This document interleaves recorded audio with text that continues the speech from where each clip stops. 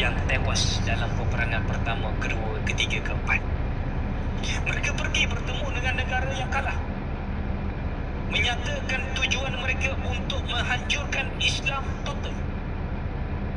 Maka mereka pergi bertemu dengan negara A, negara B, negara C, negara D. Walaupun setiap negara pembawaan mereka berbeza, walaupun setiap negara pendekatan mereka berbeza, tetapi mereka ada satu matlamat yang sama, untuk menjatuhkan Islam.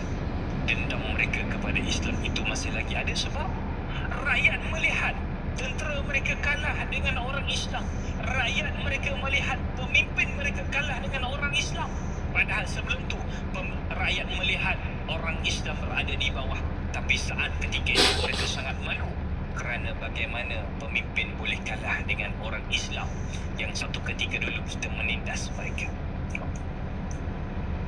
So mereka Bani Asfar ni pergi bertemu dengan negara A, negara B, negara C, D dan seumpamanya.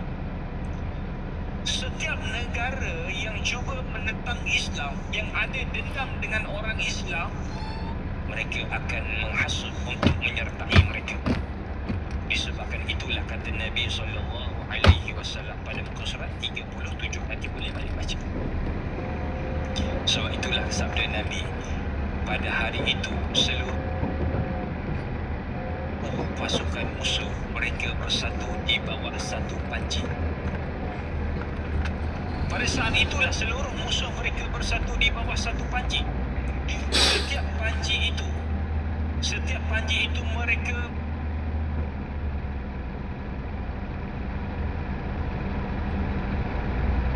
untuk negara masing-masing. Tak faham kan? Jom kita cerita. Baik. Baca hadis, nanti baca hadis balik rumah. Tengok, faham dulu, nanti balik lagi. Bila mana Imam Mahdi, saya dah bersila ni, saya dah bersila, maksud dia mungkin lama lagi lah kuliah kita ni. Bila saya dah bersila, memang lama dah ni. Ni sampai pukul apa ni? 11. Oh, 11. Okay, 11 saya kena syak masa. Ada 3,5 jam lagi. Okey, setengah jam lagi. Kalau saya dah bersila, biasanya sampai petang. Hari yang panjang kalau jumpa. Nanti next kita nak masuk Dajjal lah. Next kita masuk Dajjal. Dajjal ni biasa penuh. Sebab ramai orang nak tahu Dajjal ni macam mana kan. Dajjal ni manusia. Okay, baik. Bila ketika itu pasukan musuh mereka sangat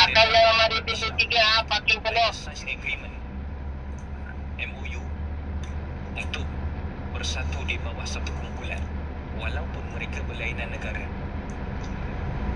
Tak lama kemudian Imam Mahdi mendapat satu berita yang pasukan musuh telah pun ceroboh negara Islam.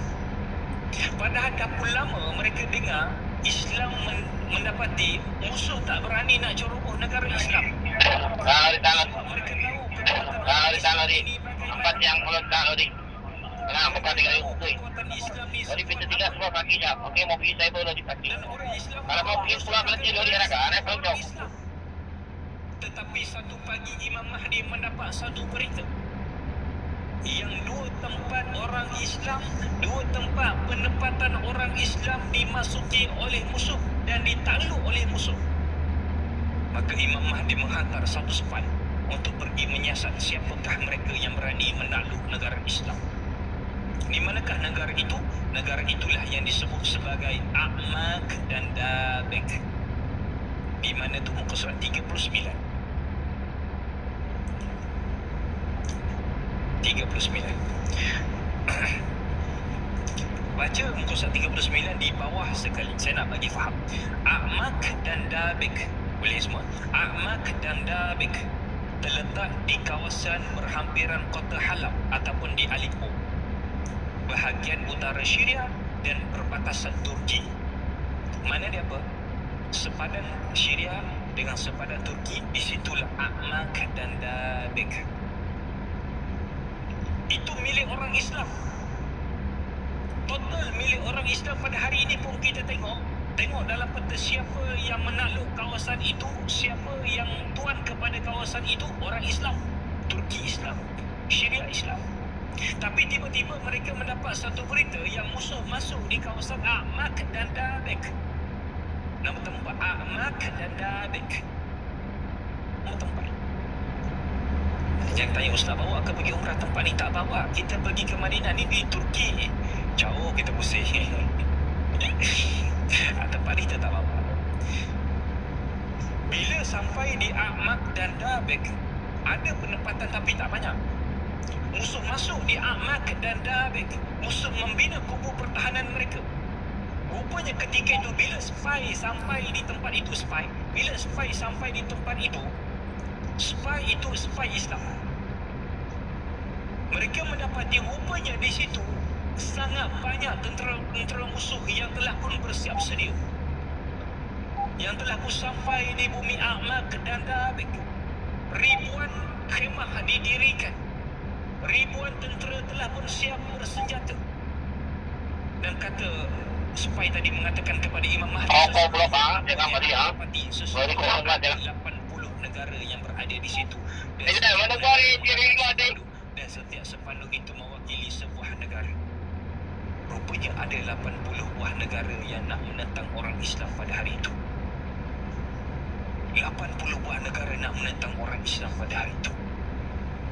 Bayangkan, kalaulah kita peperangan pertama kita kalah, kita malu. Nak cetuskan peperangan yang kedua, apa yang kita kena buat? Kita akan kerahkan seluruh tenaga, kerahkan seluruh tentera, dan kita akan kerahkan seluruh tentera-tentera orang awam untuk join peperangan, sebab nak bawa kemenangan kepada negara masing-masing. So bila Imam Mahdi mendapati musuh telah pun bersatu di A'mak dan Dabek, setiap mereka mengangkat sepanduk. Bila mana dikira sepanduk itu ada 80 buah sepanduk, dan setiap sepanduk itu mewakili sebuah negara, makna bendera. Sahabat saya pernah pergi ke A'mak dan Dabek 10 tahun yang lepas. Dia pergi ke sana sebab dia belajar di Syria. Belajar di Syria, dia pergi ke sepadan A'mak dan Dabek. Apa kata dia? Ketika mana kami sampai di A'mak dan Dabek, kami mendapati kawasan itu kosong. Tak ada manusia, tak ada penempatan. Seolah-olah negara A'mak dan Dabek sedang menantikan kemunculan peperangan Malhamah Al-Kubra.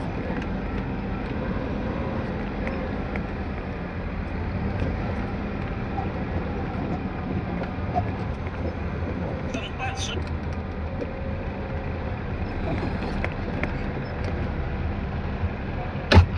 tahun di situ. Maka kalaulah tanya di manakah peperangan akhir zaman akan berlaku, A'mak dan Dabek di situlah. Bila Imam Mahdi mendapati musuh Islam telah pun bersiap menunggu kedatangan orang Islam, rupanya mereka masuk ceroboh dalam kawasan orang Islam untuk memberi isyarat kepada Imam Mahdi yang kami telah pun bersiap sedia untuk menentang orang Islam. Kami telah pun bersiap dengan pasukan tentera yang sangat ramai, senjata-senjata yang sangat banyak, menantikan di manakah kamu wahai Al-Mahdi. Maka ketika itulah Al-Mahdi membuat seruan jihad yang kedua. Jihad yang pertama pada permulaan, yang kedua inilah jihad yang menunjukkan manusia pergi kepada Al-Mahdi. Hidup mereka 50. Sebab sebelum ni mereka menentang pasukan yang kecil-kecil, kalah. Tapi kali ini mereka menentang satu pasukan yang sangat besar. Apa yang berlaku? Bila pasukan Islam bersatu di Baitul Maqdis, telah sampai di Baitul Maqdis, 4 golongan tadi, mereka bergerak daripada Baitul Maqdis pergi ke A'mak dan Dabek. Berapa ratus ribu kilometer pula. Saya tak tulis, nanti balik boleh Google. Kalaulah saat itu kita hanya berjalan kaki, mampu kaki.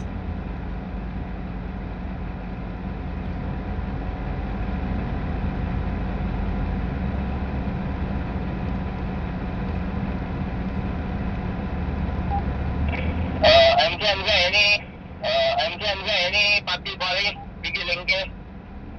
Jangan mari. Mari maju tu boleh. Naik maju tu boleh. Anak ngaji punya rapat yang kalau di pintu 3 dulu. Oh, naik maju tu boleh lah. Okey. Boleh. Dia punya ada berempat yang boleh lah. Jihad dalam kalangan orang Islam ketika itu. Bila mana Islam bergerak daripada Baitul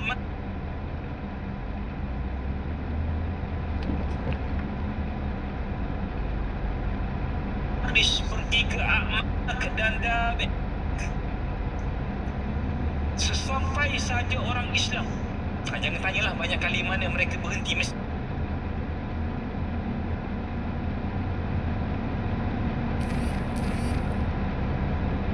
Banyak kali berhenti, jalan balik esokan pagi.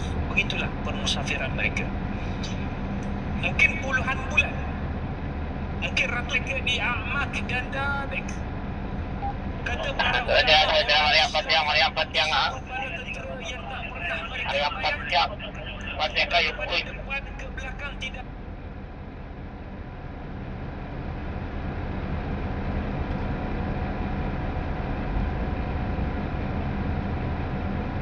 Jemputan daripada jeneral sana. Saya tanya kepada jeneral kat sana, kalau nak hantar nak hantar staff untuk pergi satu operasi, macam mana nak tahu bilangan berapa ramai nak hantar? Kata jeneral mereka, Okey, berarti kau ni belum berarti. kami ada satu operasi, kami akan pastikan musuh berapa ramai. Ya. Kalau lah musuh ada yang tengah main tu. ramai, inilah kami akan hantar tentera. Ya, tak apa. Okey.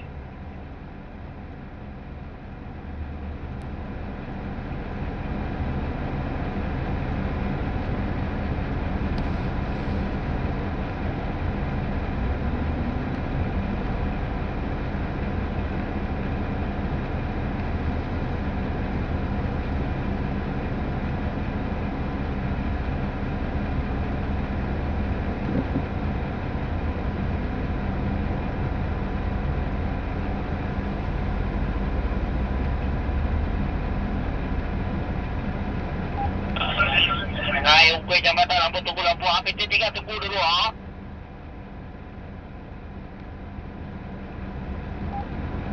Dari Mangkok.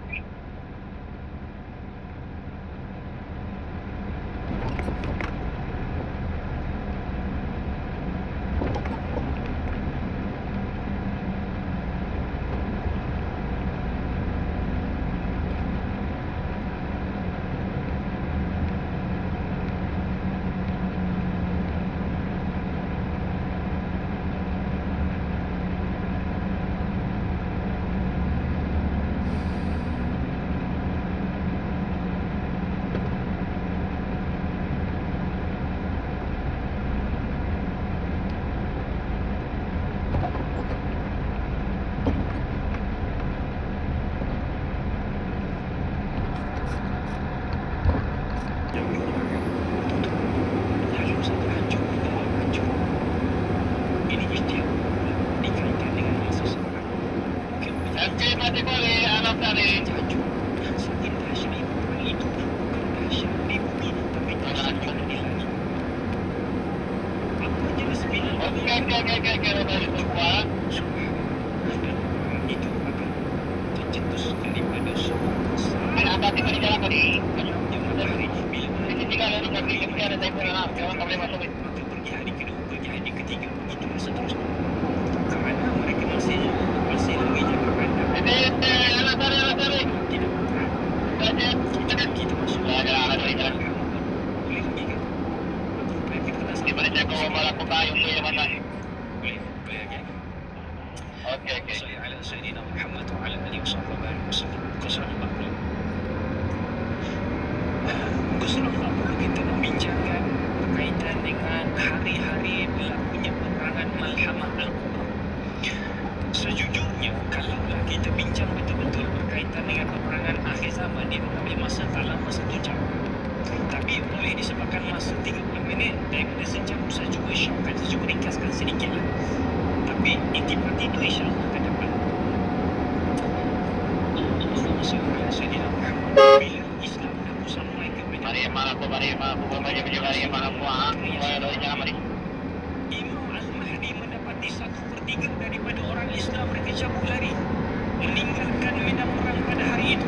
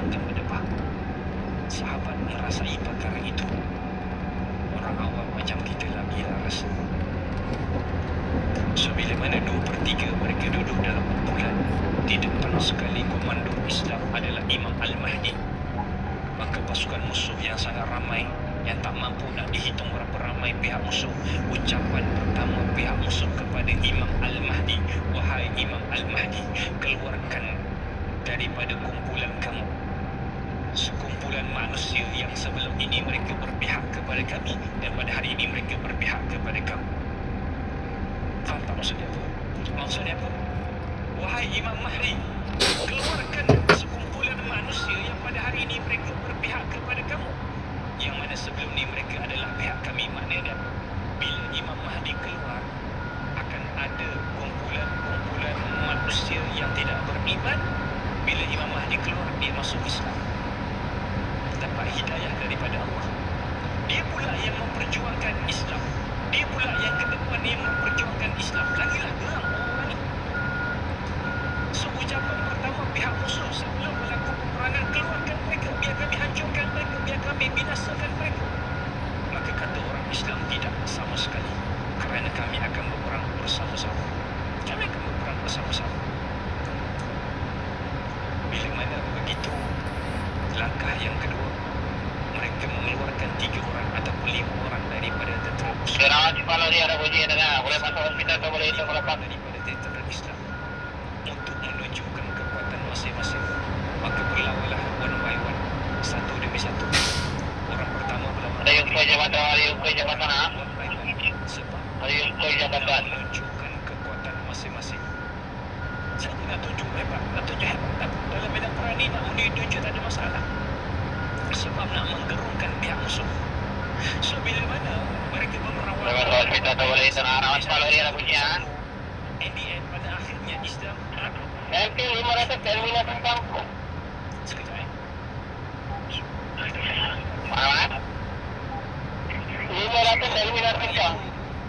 nak berlaku one by one terakhir. Okey, jangan baik. Tengok ke mana pergi. Islam mula melakukan takbir, Okey, dapat. mula melakukan perkara yang sama, tapi bukan takbir, melakukan semangat. Kata ulama, bila kamu bertemu dengan 2 kumpulan musuh yang masing-masing ada satu perasaan yang sama, yang Thank you, kelapa sawit. ada kematian, Undang. apa yang kamu akan lihat dengan peperangan itu? Dalam peperangan Badar, Quraisy takut kematian, Mana-mana? Islam tak takut. Uhud, musuh takut, Kelapa sawit. Islam tak takut. Biar lu. Orang panjang lagi, orang panjang ambil tu tinggal lori pakai tau. Baik, orang panjang lagi. Kumpulan yang akan berperang, dua-dua kumpulan ini tak takut kepada kematian. Apa yang kamu akan dapati? Kembali. Apa yang jangan tengah melihat kembali ah. Secara mati-matian. Allah. Sebab Islam, mereka ada keyakinan kita. Yang keyakinan kita akan bawa kemenangan. Apa yang kita perjuangkan perkara yang betul. Dan kemenangan ini kita akan bawa balik kepada anak bini kita di rumah. Musuh ada keyakinan yang sama. Mereka tidak akan pulang melainkan bawa kemenangan. Aiblah bagi mereka, malulah bagi mereka kalau mereka balik tanpa bawa kemenangan. Sebab peperangan pertama mereka kalah. Ini peperangan yang kedua kita kena repeat. Kami akan kalahkan orang Islam. Sebab itulah musuh ada perasaan yang sama. Mereka yakin dengan perjuangan mereka pada hari itu. Mereka yakin kalau mereka mati, mereka akan masuk syurga. Mereka yakin kalau mereka mati, kematian mereka sangatlah berharga. Maka mula berperang. Daripada hari Balik ID terima. Pergi tinggal lori jangan balik. Ampun. kedua lagi dahsyat daripada hari pertama. Hari Iman ke? perang lagi dahsyat daripada hari kedua. Itu tak mata-mata. Kita cerita lagi negara-negara yang ID terima. Dah tinggal lori tu. Mari. negara yang ada nuklear, kita tak cerita lagi. Yang mana mereka menggunakan nuklear mereka. Of course mereka tidak akan lancarkan nuklear di Amak dan Damek. Mereka akan lancarkan nuklear di negara-negara lain. Subhanallah. So bila mana hari pertama mereka berperang? Hari ini nak orang Hari ini nak sekolah di Pakistan. Mereka berperang. Islam pada ketika itu mendapati pihak musuh terlampau ramai. Ramai daripada orang Islam yang syahid pada hari pertama. Bila hari pertama tercetus, sampailah nak terbenamnya matahari, mereka berehat sekejap. Peperangan itu diberhentikan. Masuk hari kedua, sebelum masuk hari kedua, Islam mendapati orang Islam telah pun ramai syahid. Sampaikan Nabi bagi tahu 1/3 telah pun melarikan diri daripada medan perang. Kata Nabi perenggan yang bawah, 1/3 lagi daripada kalangan Islam mereka akan syahid daripada medan perang. Hari pertama dah pun ramai yang syahid. Hari kedua lengkap 1/3. tahan lari. Kalau nak high jump ke pintu 5 dia tahan lari dengar. Kalau ni mau pergi pintu 5 rumah merah lampu tanya. Tak masuk hari ketiga. Tak masuk hari ketiga lagi. Hari kedua pun dah confirm Okey, 1/3 daripada orang Islam telah pun syahid di medan perang. Tinggal 178 saya terus sekolah tahan lari. kata ulama 176 yang bersama-sama saya dengan terus sekolah tengok tu. kemenangan kepada Islam. Sebab itulah peperangan hari ketiga lagi dahsyat pada hari Kau dah kau tengok lagi dahsyat 184 daripada apa? hari pertama disebabkan peperangan hari yang ketiga 184 saya terus sekolah tahan lari di tempat. Bukan tengok saya tengok apa. Kita balik sana. maka mereka Ini dekat Taimai Suri. 176 tahan lari. yang menyebabkan peperangan yang ketiga mereka peperangan yang menaruhkan nyawa mereka di hujung pedang. Dan bila mana masuk hari yang keempat, kata para ulama, hari keempat 362 5,007 mau pakai. 184 tu kompak punya. dia membunuh saya ramai dalam kalangan orang musuh. Sampaikan hari keempat itu bila musuh mendapati musuh dah pun ramai yang mati, yang dah pun ramai Yang minat rata. sisa yang Orang yang minat apa yang duduk pakai. bila mana mereka melihat ramai dalam kalangan Kenapa dapat backing yang dia? sisa-sisa yang berpaki itu pada hari keempat mereka meninggalkan medan perang. Mereka lari daripada medan perang sebab mereka melihat Islam sangat kuat walaupun sedikit. Siapa mereka ustaz? Inilah yang ulama sebut siapakah mereka. Mereka ini adalah dalam kalangan para ulama Okey, tupai maltol pulang berhenti. Aulia illah, wali-wali Allah. Jalan-jalan mari bagi cuma. Mereka yang tinggal 1/3 itu, bagaimana Allah memberi Ya, baik bang, baik bang. kepada mereka? Bagaimana Allah memberi satu semangat kepada mereka? Disebabkan mereka ini adalah dalam kalangan para ulama dan dalam kalangan wali-wali Allah. Mana ada keimanan mereka sangat tinggi, keyakinan mereka sangat tinggi, ilmu mereka sangat tinggi. Disebabkan itulah Allah bantu mereka untuk membawa kepada kemenangan. Okey, dah. Dan kata guru kami, boleh jadi ketika itulah Allah bagi karamah kepada mereka, kelebihan-kelebihan kepada mereka. Wallahu a'lam. Kalau kita ni wali Allah, insya-Allah kita pun berada di situ, insya-Allah. So bila mana masuk hari keempat, musuh melarikan diri daripada medan perang. Ucapan pertama daripada Imam Mahdi, jangan kalian kejar mereka. Biarkan mereka. Dan ucapan kedua Imam Mahdi, kumpulkan seluruh harta Kau dah pergi mana, Awliya? di satu tempat Ini dia ada depan kau tu. harta rampasan perang. Dan bila mereka berperang, mereka akan keluarkan seluruh senjata-senjata mereka, akan keluarkan seluruh harta-harta mereka, akan keluarkan seluruh makanan mereka, sebab nak bagi tentera mereka survive dalam peperangan itu. Sebab inilah peperangan terakhir untuk negara mereka. Nescaya mereka akan keluarkan seluruh aset-aset negara untuk membawa kemenangan kepada negara masing-masing. Lalu ucapan kedua Imam Mahdi kepada seluruh orang Islam, kumpulkan seluruh harta-harta musuh, kumpulkan di satu tempat. Tamu kali kau pergi kau dah kemana apa? Rata. Pernah berlaku kepada Sayyidina Abdullah bin Abbas. Abdullah bin Saya Abbas. tunggu dia. Sayyidina Abdullah bin Abbas ni, Pergi kuari teman itu. Abdullah bin Mas'ud, pernah berlaku kepada seorang sahabat Nabi bernama Abdullah bin Mas'ud. Seorang sahabat yang kerdil, yang kecil. Dia kecil, dia kerdil. Seorang sahabat Nabi yang kerdil. Abdullah bin Mas'ud ni satu hari bila dia diarahkan oleh khalifah ketika itu untuk meninggalkan kota Madinah. Selepas kewafatan Nabi, Abdullah bin Mas'ud diarahkan oleh khalifah untuk meninggalkan kota Madinah. Diarahkan untuk pergi ke bumi Kufah, untuk mengajar Islam di bumi Kufah. untuk menjadi ulama di bumi Kufah, untuk menyampaikan dakwah di bumi Kufah. Bila berada di bumi Kufah, duduk di situ, beranak pinak di situ, ada rumah di situ, ada perniagaan di situ. Satu hari di bumi Kufah berlaku satu bencana alam. Bencana alam seumpama bumi menjadi merah. Ribut yang sangat kuat sehingga ribut itu menghancurkan rumah-rumah. Angin yang sangat kuat menghancurkan rumah, menjatuhkan pokok. Sampaikan, kata Abdullah Ibn Mas'ud, sampaikan penduduk ketika itu berlari dalam keadaan mereka menjerit, sesungguhnya hari ini hari kiamat, hari ini hari kiamat. Mereka mencari di manakah para sahabat Nabi, tempat mereka rujuk sahabat Nabi. Mereka mencari di mana sahabat Nabi, dan ketika itu mereka mendapati Abdullah Ibn Mas'ud dalam kekecohan bumi Kufah, dalam kekalutan bumi Kufah. Mereka bagi kita belum berhenti terbaring di bawah pokok tamar. Mereka bertanya kepada Abdullah, wahai Abdullah, sesungguhnya hari ini hari kiamat, bagaimana mungkin kamu boleh duduk dan baring di pokok tamar? Dia ada babak dapat. Maka kata Sayyidina Abdullah, dia bangun, dia bersandar di pokok tamar. Bila bersandar di pokok tamar, dia melihat ke langit dan dia melihat sekeliling. Dia bertanya, kenapa kalian kalut? Wahai Abdullah, sesungguhnya hari ini hari kiamat. Kata Sayyidina Abdullah, dalam keadaan dia melihat ke bumi Syam.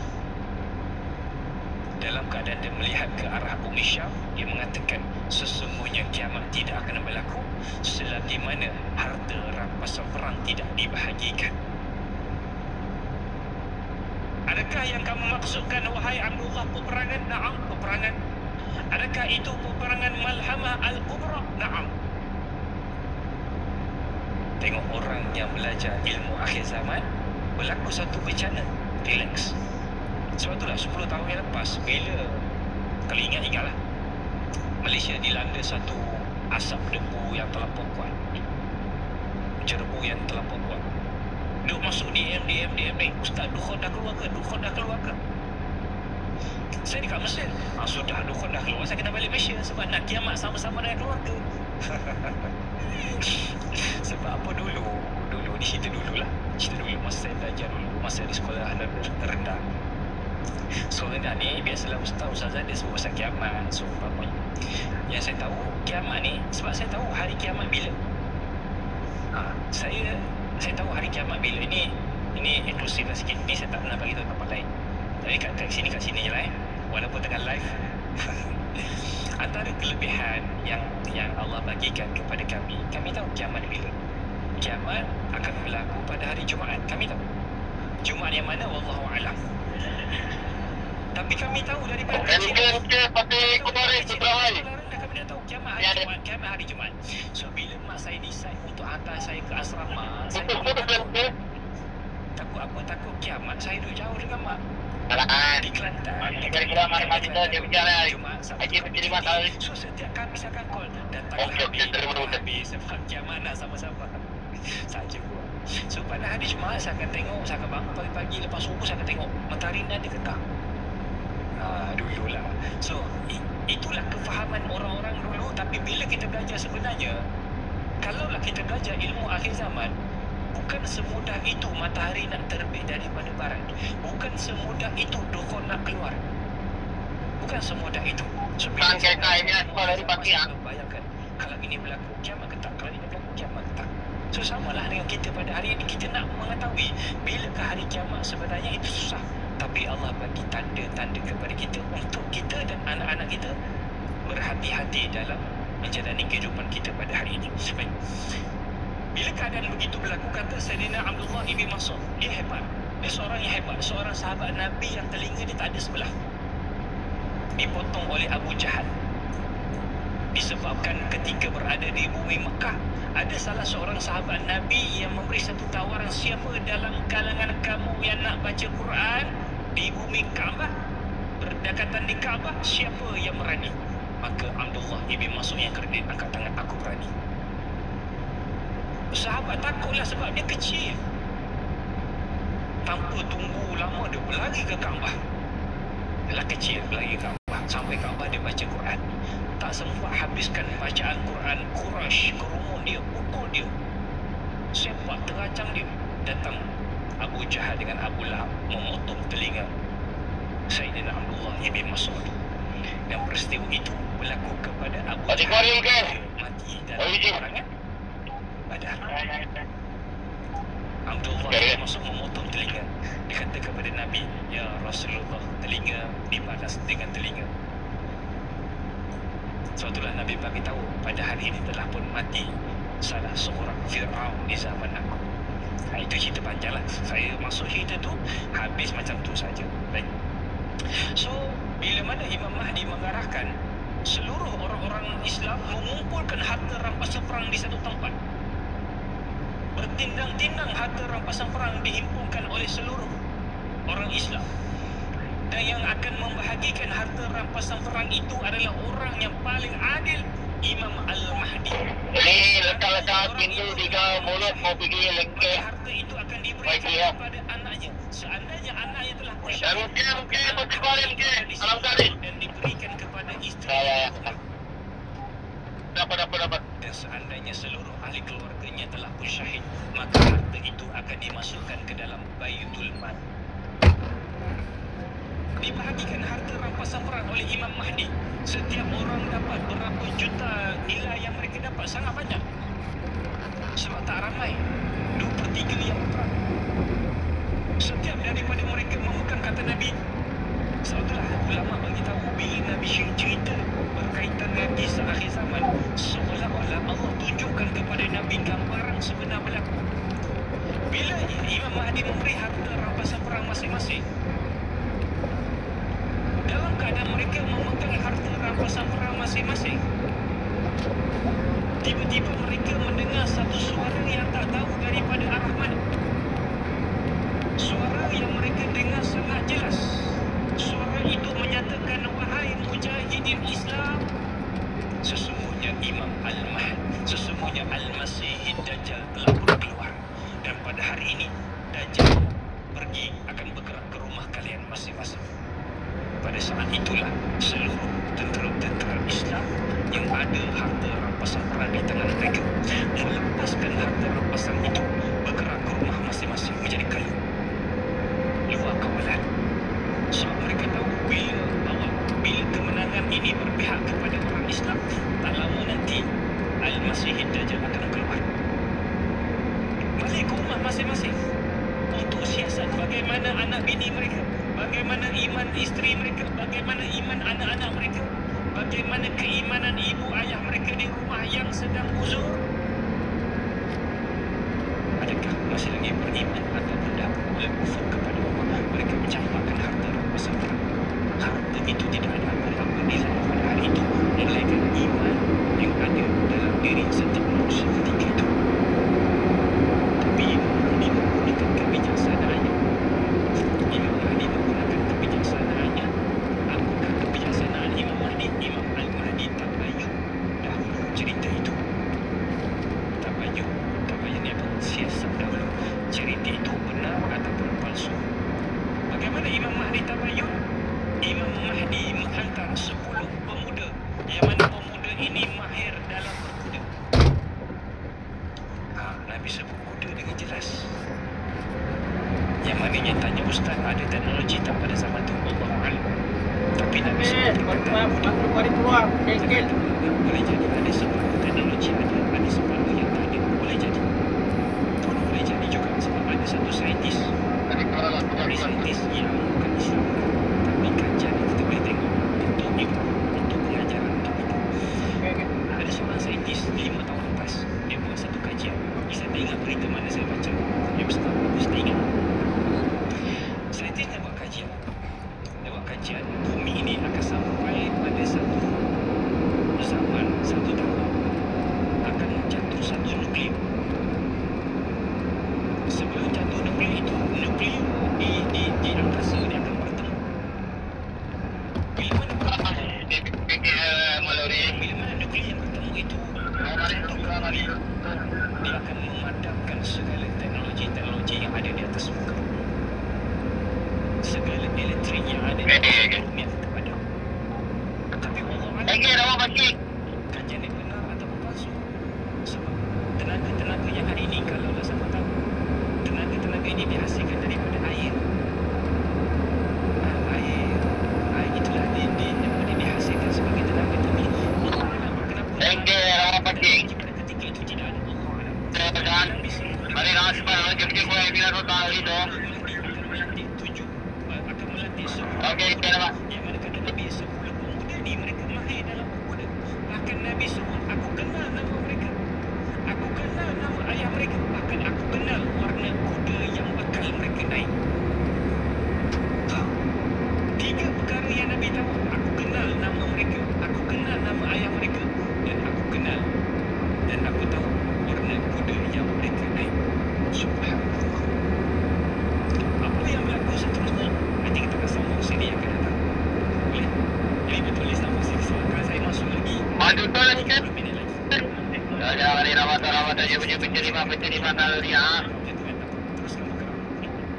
Okey, terima kasih. Tak bangun tak apa.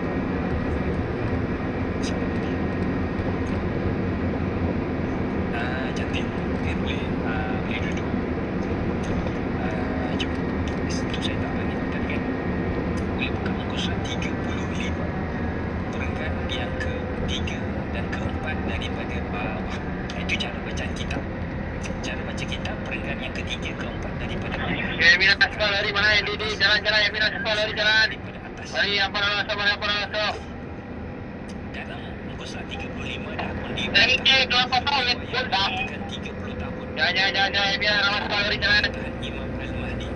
Riwayat yang kedua, tempoh 40 tahun pemerintahan Cuk kita semua.